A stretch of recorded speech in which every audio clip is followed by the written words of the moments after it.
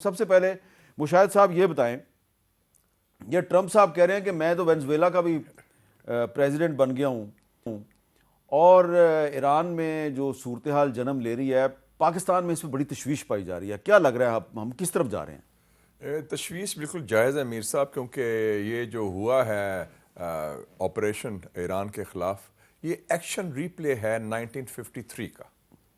1953 میں سی آئی اے نے $1 ملین خرچ کرنے تھے. وہ کہتے تھے کو آدھے پیسے میں ہو گیا. کرمٹ روزولٹ سی آئی اے اسٹیشن چیف، انہوں نے کتاب بھی لکھی کاؤنٹر کو، اس میں بتایا کیسے انہوں نے کیا. تو وہ رجیم چینج کی طرف ڈاکٹر مصدق کی حکومت، ڈاکٹر مصدق کی منتخب جمہوری حکومت، کیونکہ ان کا گناہ تھا کہ انہوں نے تیل نیشنلائز کیا تھا، جو ناصر نے بعد میں سوئز کنال نیشنلائز کیا تھا، پھر حملہ ہوا تھا. تو وہ بیسکلی ڈی اسٹیبلائزیشن اور ڈس انفارمیشن آپریشن، اور اسرائیل چاہتا ہے مکمل رجیم چینج. ٹرمپ کی محا پالیسی 2 ٹریک والی ہے.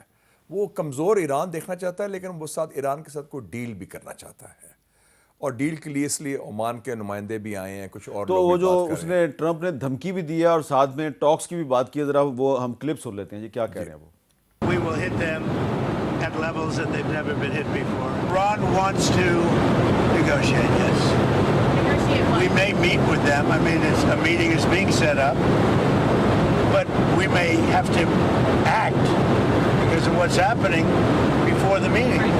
تو یہ جو ٹرمپ نے جو ملاقات کی اور مذاکرات کی بات کی ہے، کیا اس کا مطلب یہ ہے ان کو بھی احساس ہو گیا کہ ہماری جو رجیم چینج کی کوشش ہے ناکام ہو چکی ہے، اور وہ جو ایک سو کالڈ پرنس رضا پہلوی ہے، وہ جعلی پرنس ہے. ہاں جعلی پرنس ہے، ان کا والد صاحب بھی جعلی شاہ تھا. یہ 2 سال پہلے اسرائیل کے دورے پہ بھی گیا تھا. اسرائیل کے دورے پہ وہ کیا تھا، اور اسکل کیپ پہنی تھی، اور جو ان کا بڑی مقدس مقام کہتے ہیں ویلنگ وال، ادھر جا کے پورا وہ باقاعدہ وہ رویا بھی تھا جا کے، اور وہ ویلنگ وال کہتے ہیں نا، رونے کا سارا جو ہوتا ہے. تو اس نے اپنے آپ کو ثابت کرنا تھا کہ میں زائنزم کے پوری طرح منسلک ہوں.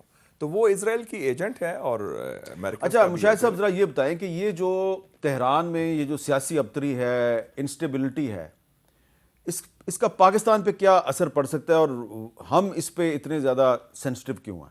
دیکھیں جی، ایران کے بعد سب سے زیادہ جو ملک افیکٹ ہو سکتا ہے ایران کے خلفشار سے پاکستان ہے. ایک تو ہمارا بارڈر ہے.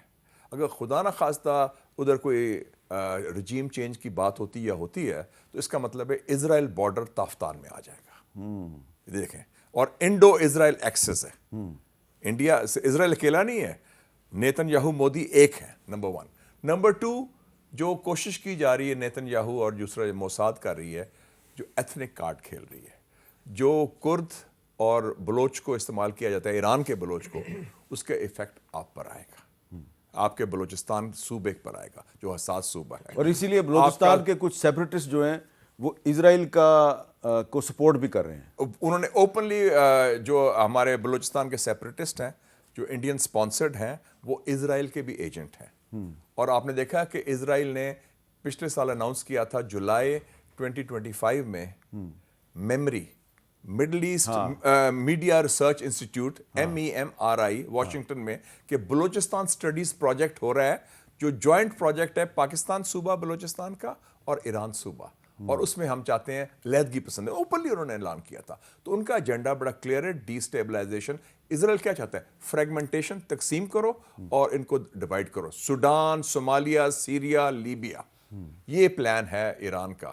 اور اگر ہم پاکستان، اس لیے ہم ساتھ کھڑا ہے. ویسے بھی ہمارا اصولی موقف ہے، ایران ہمارا بھائی ہے. ایران نے 65 اور 71 وار میں آپ کا ساتھ دیا تھا. تو میں سمجھتا ہوں کہ اس وقت بڑی نازک سچویشن ہے. راؤنڈ 1 وہ جیت گئے ہیں ایرانی رجیم اندر. اب راؤنڈ 2 جو ہے وہ خطرناک ہے. اس میں انٹرنیشنل کیا کانسیکوینسز ہوتے ہیں. ٹرمپ نے ابھی کہا ہے کہ we are ready, meeting is being set up. اور انہوں نے یہ بھی کہا ہے کہ ہمیں میسج آیا ہے. اور میسج کس نے دیا ہے؟ عمان کے وزیر خارجہ گئے تھے اتوار کو. لیکن آپ یاد رکھیں کہ لاسٹ ٹائم بھی ٹاکس ہو رہی تھی امریکہ کی، اور پھر انہوں نے حملہ کیا تھا، اور ٹرمپ نے حملہ کر دیا. تو یہ ذرا تھوڑی ڈسیپشن بھی اس میں ہے، اس کا نوٹ لینا چاہیے. ڈاکٹر طارق فضل چودھری صاحب، آپ تو آ رہے ہیں سیدھے پارلیمنٹ ہاؤس سے.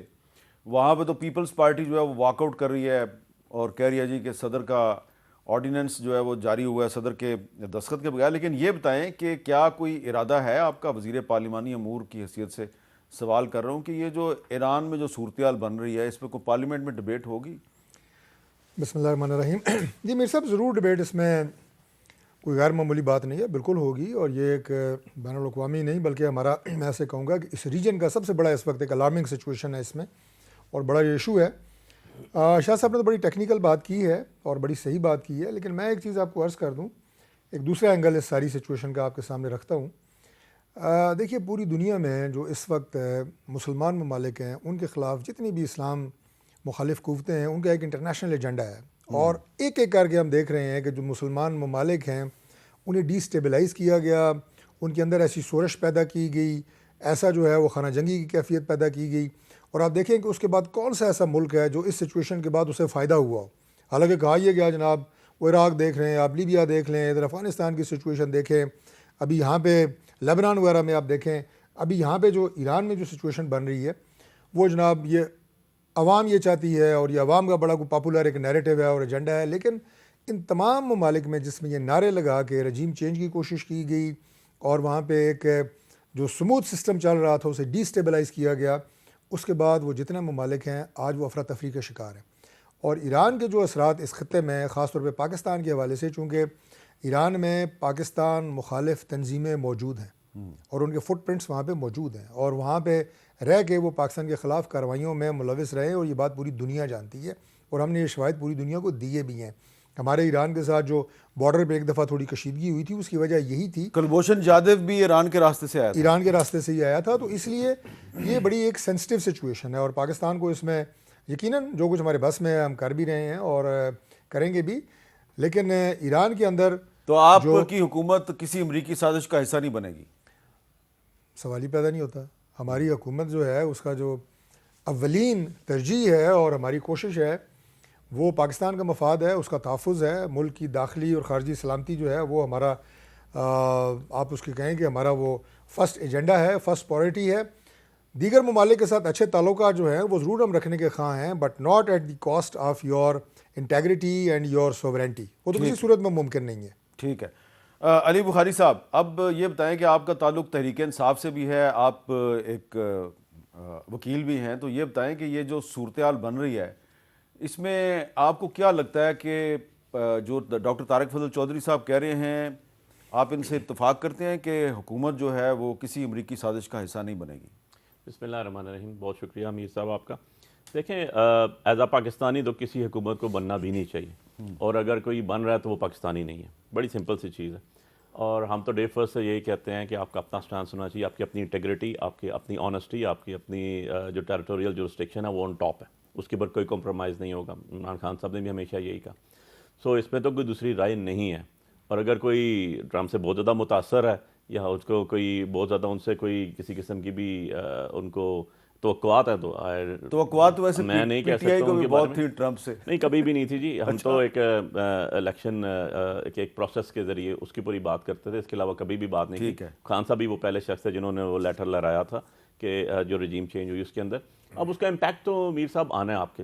ایک ہزاروں کلومیٹر کا ہمارا بارڈر ہے, ادروائز بڑی افیلیشنز ہیں ایز اے نیشن ایران کے ساتھ بھی, اور انٹرنیشنل لاء کی تو دھجیاں اڑا دی گئی نا. دیکھیں اگر آپ تھوڑا سا ہسٹری کو ہم گو تھرو کریں تو ہم نے لیگ آف نیشن کا بھی حشر نشر یوں ہی دیکھا. دین اس کے بعد دوبارہ سیکنڈ ورلڈ وار کے بعد پتہ چلا کہ جی ہمیں ایک ایسی اور چیز کی ضرورت ہے, دنیا کی بات کروں. اور دین اس کے بعد آپ کا یونائٹڈ نیشنز آیا, تو یونائٹڈ نیشن چارٹر تو ختم ہو گیا نا. آپ نے اسرائیل نے جو اٹیک کیا فلسطین کے اوپر, جو 2 سالوں سے وہاں پر ہوا, ریسنٹلی صومالیہ کو دیکھ لیں وہاں پر کیا ہوا. یہ ساری چیزیں جو ہو رہی ہیں یہ ساری مسلم کمیونٹی کے ارد گرد گھوم رہی ہیں سم ہاؤ دی ادر. آپ ایک سائڈ سے پکڑیں, افریقہ سے سٹارٹ کریں, آپ ایشیا تک آ جائیں, مڈل ایسٹ میں آ جائیں, فار ایسٹ میں آ جائیں, تو آپ کو نظر یہ آئے گا یہ ساری چیزیں جو آ رہی ہیں وہ مسلم ممالک کے اوپر آ رہی ہیں. وینزویلا کے اوپر جو آیا وہ دیکھ لیں ابھی کہ ٹرمپ صاحب کیا کہہ رہے ہیں کہ وہاں کے بھی سو کالڈ پریزیڈنٹ ہوں. سو اس طرح دنیا کی چیزیں تو نہیں چلتی.